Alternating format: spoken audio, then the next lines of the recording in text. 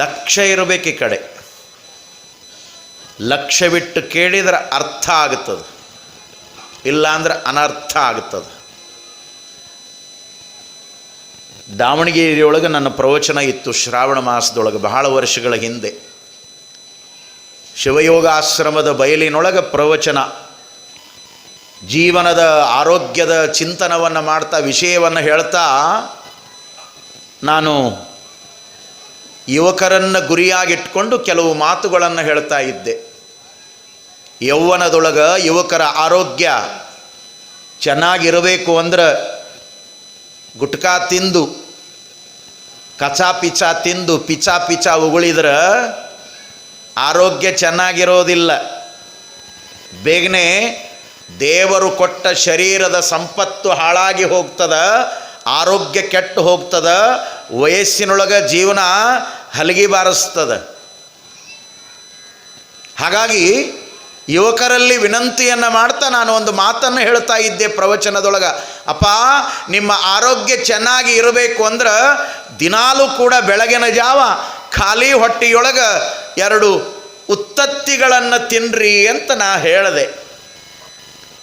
ಒಬ್ಬ ಲಿಂಗಾಯತರ ಹುಡುಗ ಗದ್ದಲದೊಳಗೆ ಏನೋ ಕೇಳಿಸ್ಕೊಂಡು ಹೋಗಿ ಮನೆಯಾಗಿ ಹೇಳಿದ್ನಂತ, ಪ್ರವಚನ ಹೇಳಾಕ ಬಂದ ಸ್ವಾಮಿಗಳು ದಿನಾ ಖಾಲಿ ಹೊಟ್ಟಿಲಿ ಮುಂಜಾಲೆ 2 ತತ್ತಿ ತಿನ್ನು ಅಂತ ಹೇಳ್ಯಾರ. ಅವ ಉತ್ತುತ್ತಿ ಕೈ ಬಿಟ್ಟ, ತೆಗೆದ ತತ್ತಿ ಹಿಡ್ಕೊಂಡ. ಮುಂದೆ ನನಗತಿ ಹಂಗೆ. ಶೀಲವಂತರ ಮನೆ ಅದು, ಆಚಾರವಂತರ ಮನೆ. ಮುಂಜಾನೆ ಬಂತ್ರಿ ಮುದುಕಿ ಬಡಗಿ ಹಿಡ್ಕೊಂಡು. ನಾ ರೂಮಿನೊಳಗಿದ್ದೆ. ದಾವಣಗೆರೆಯ ವಿರಕ್ತ ಮಠದ ಒಂದು ಕೋಣಿಯೊಳಗೆ ನಾನು ಇದ್ದೆ. ಹೆಂಗೆ ಅಪ್ಪ ಅವ್ರು ಇರಾಕ ನನಗೊಂದು ಕೋಣಿ ಕೊಟ್ಟಾರಲ್ಲ ಇಲ್ಲಿ, ಅಲ್ಲಿನೂ ಕೊಟ್ಟಿದ್ರು, ಇದ್ದೆ. ಬಂದು ಮುದುಕಿ ಬಾಗಲ ಬಡಿತ್ತು. ಬಾಗಲ ತೆಗೆದೆ, ಕೈಯಾಗ ಬಡಗಿನ ಇತ್ತು. ಬಾ ತಾಯಿ ಒಳಗೆ ಬಾ ಯವ್ವ ಅಂದೆ. ಬರೋದಿರಲಿ, ಹಿಂಗೆ ಹೇಳ್ತೇನು ಪ್ರವಚನ ಅಂದ್ಲಾಕಿ. ತಂಡ ಹೊಡೆದೇನ. ಏನೋ ಯವ್ವ, ಏನು ತಪ್ಪಾಗ್ಯದ, ಏನು ವಿಚಾರ ಅಂತ ಕೇಳಿದರೆ ಆ ತಾಯಿ ಹೇಳಿದ್ಲು, ಯಪ್ಪ, ಪ್ರವಚನದೊಳಗೆ ನಿನ್ನೆ ದಿನಾ ಮುಂಜಾಲೆ ಖಾಲಿ ಹೊಟ್ಟಿಲೆ ಅವೇನೋ ತಗೋಬೇಕಂತ ಹೇಳಿ ಅಂತಲ್ಲ. ಆಕೆ ಅಂದ್ರೆ ನಾಲಿಗೆ ಮೈಲಿಗೆ ಆಗತ್ತೆ ಅನ್ನಾಕಿ, ಅಂಥ ಶೀಲವಂತ ಮುದುಕಿ. ನಾ ಏನು ಹೇಳಿನವ್ವ ಅಂದೆ ನಾ. ಮತ್ತು ಆಕೆ ಹೇಳಲಿಲ್ಲ ಅಂದ್ರೆ ನನಗೆ ಹೆಂಗೆ ಗೊತ್ತಾಗಬೇಕು? ಅವೇನೋ ಗುಂಡಕ್ಕಿರ್ತಾವಂತಲ್ಲ, ಅವನು ತಿನ್ಬೇಕಂತ ಹೇಳಿ ಅಂತಲ್ಲ. ಆವಾಗ ನಾನಂದೆ, ಯವ್ವ, ನಾ ಹಂಗೆ ಹೇಳಿಲ್ಲ. ನಾ ಹೇಳಿದ್ದು ಉತ್ತತ್ತಿ ಅಂತ ಹೇಳಿನಿ. ನಿನ್ನ ಮೊಮ್ಮಗ ಬಿಟ್ಟಾನ, ತತ್ತಿ ಹಿಡ್ಕೊಂಡು ಕುಂತಾನ, ಇದು ನನ್ನ ತಪ್ಪೇನು ಅಂತ ಕೇಳಿದೆ ನಾ. ಹಂಗೆ ಏನು ಹೇಳ್ತಿರ್ತೀವಿ, ಲಕ್ಷ್ಯ ಇಟ್ಟು ಕೇಳಿದ್ರೆ ಉತ್ತತ್ತಿ ಅರ್ಥ ಆಗ್ತದೆ. ಮತ್ತು ಲಕ್ಷ್ಯ ಇರಲಿಲ್ಲ ಅಂದ್ರೆ ಅವ ಮಾಡಿದ ಗದ್ದಲ ನೀವು ಮಾಡ್ಕೋತೀರಿ ಜೀವನದಾಗ. ಈ ಕಡೆ ಲಕ್ಷ್ಯ ವಹಿಸಿ ಕೇಳಬೇಕು. ಒಂದೊಂದು ಮಾತಿಗೂ ಬೆಲೆ ಅದ, ಒಂದೊಂದು ಅಕ್ಷರಕ್ಕೂ ಕಿಮ್ಮತ್ತದ. ಅವು ಬಜಾರದೊಳಗೆ ಸಿಗುವಂಥ ಮಾತುಗಳಲ್ಲ, ಮಾರ್ಕೆಟಿನೊಳಗೆ ಸಿಗುವಂಥ ಮಾತುಗಳಲ್ಲ. ಈ ಧರ್ಮ ವೇದಿಕೆಯ ಮೇಲೆ ಕುಂತಾಗ ಇದು ಪವಿತ್ರವಾದ ವೇದಿಕೆ, ಇದು ಸತ್ಯದ ವೇದಿಕೆ. ಈ ಸತ್ಯದ ವೇದಿಕೆಯ ಮೇಲೆ ಮಹಂತ ಸ್ವಾಮಿಗಳು ಕೂತ್ಕೊಂಡು ಏನು ನುಡಿತಾರ ಅದು ಜೀವನದ ಸಿದ್ಧಾಂತವೇ ಇರ್ತದ ಅನ್ನುವುದನ್ನು ನಾವ್ಯಾರೂ ಮರಿಬಾರ್ದು. ನೋಡಿ, ಈ ದೇಶದಲ್ಲಿ ಆದಿಕಾಲದ ವೇದಕಾಲದ ಋಷಿಮುನಿಗಳು ಎಲ್ಲಿಯೋ ಗುಡ್ಡ ಗವಿಗಳಲ್ಲಿ, ಪರ್ವತ ಪ್ರದೇಶಗಳಲ್ಲಿ, ನಿರ್ಜನ ಪ್ರದೇಶಗಳಲ್ಲಿ ಪರ್ಣ ಕುಟೀರಗಳನ್ನು ಕಟ್ಟಿಕೊಂಡು ಜೀವನ ಮಾಡಿ, ಹುಲ್ಲಿನ ಜೋಪುಡಿಯಲ್ಲಿ ಜೀವನ ಮಾಡಿ, ಗೆಡ್ಡೆ ಗೆಣಸುಗಳನ್ನು ತಿಂದು ಬಹುದೂರದಲ್ಲಿದ್ದರೂ ಕೂಡ ಆ ಪುಣ್ಯಾತ್ಮರು ಈ ವಿಶ್ವಕ್ಕೆ ಎಂತಹ ಸಂದೇಶವನ್ನು ಕೊಟ್ಟರು ನೋಡಿ.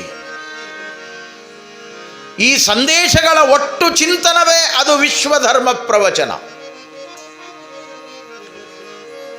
ಎಷ್ಟು ದೊಡ್ಡ ಭಾವ, ಸದ್ಭಾವ, ಹೃದಯವಂತಿಕೆ ಅವರಿಗೆ. ಪಕ್ಕದ ಮನೆಯಲ್ಲೇ ಅಣ್ಣ ತಮ್ಮರಿರ್ತಾರೆ, ಒಬ್ಬರನ್ನ ಕಂಡ್ರೆ ಒಬ್ಬರಿಗೆ ಆಗೋದಿಲ್ಲ. ಒಂದೇ ತಾಯಿ ಹೊಟ್ಯಾಗ ಹುಟ್ಟ್ಯಾರ, ಇವನ ಮುಖ ಅವ ನೋಡೋದಿಲ್ಲ, ಅವನ ಮುಖ ಇವ ನೋಡೋದಿಲ್ಲ. ಇದೂ ಜೀವನವೇ, ಇಲ್ಲ ಅಂತಲ್ಲ. ಆದರೆ ನಮ್ಮ ಹಿರಿಯರು ಬದುಕಿದ ಜೀವನ ಎಷ್ಟು ಅದ್ಭುತ ನೋಡಿ.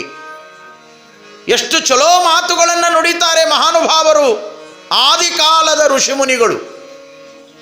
ಸರ್ವೇ ಸುಖಿನಃ ಸಂತು, ಸರ್ವೇ ಸಂತು ನಿರಾಮಯಾಃ, ಸರ್ವೇ ಭದ್ರಾಣಿ ಪಶ್ಯಂತು, ಮಾ ಕಶ್ಚಿತ್ ದುಃಖ ಭಾಗ್ ಭವೇತ್. 4 ಸಾಲಿನ ಈ ಪ್ರಾರ್ಥನೆ, ಈ ಸ್ತುತಿ, ಇದನ್ನು ಇಂಥವರೇ ಬರೆದಾರೆ ಅಂತ ನಿಖರವಾಗಿ ಹೇಳಲಿಕ್ಕೆ ಬರೋದೇ ಇಲ್ಲ. ನುಡಿದರು ನಮ್ಮ ಹಿರಿಯರು. ಎಷ್ಟು ಚಲೋ ಮಾತನ್ನು ಹೇಳ್ತಾರೆ. ಸರ್ವೇ ಸುಖಿನಃ ಸಂತು, ಸರ್ವರೂ ಸುಖವಾಗಿ ಇರಲಿ. ಬರೇ ಲಿಂಗಾಯತರು ವೀರಶೈವರು ಅಷ್ಟೇ ಅಲ್ಲ, ಬರೇ ಬ್ರಾಹ್ಮಣರು ಮೇಲ್ಜಾತಿಯವರು ಅಷ್ಟೇ ಅಲ್ಲ, ಬರೇ ಭಾರತದವರು ಅಷ್ಟೇ ಅಲ್ಲ. ಈ ಭೂಮಿಯ ಮೇಲೆ ಮನುಷ್ಯರು ಅನ್ಕೊಂಡು ಯಾರ್ಯಾರು ಬದುಕ್ತಾ ಇದ್ದಾರೆ ಅವರೆಲ್ಲರೂ ಸುಖವಾಗಿರಬೇಕು ಅನ್ನುವಂಥ ಹಾರೈಕೆಯನ್ನು ಕೊಟ್ಟರಲ್ಲ ನಮ್ಮ ಪೂರ್ವಜರು. ಸರ್ವೇ ಸುಖಿನಃ ಸಂತು, ಎಲ್ಲರಿಗೂ ಸುಖ ಇರಲಿ. ಸರ್ವೇ ಸಂತು ನಿರಾಮಯಾಃ, ಅವರ ಬದುಕಿನೊಳಗ ನಿರ್ಮಲ ಇರಲಿ, ಅವರಿಗೆ ತ್ರಾಸ ಅನ್ನೋದೇ ಬರೋದು ಬೇಡ. ಅವರು ನಿತ್ಯ ಸುಖಿಗಳಾಗಿ ಆನಂದದ ಜೀವನವನ್ನು ಬಾಳಲಿ.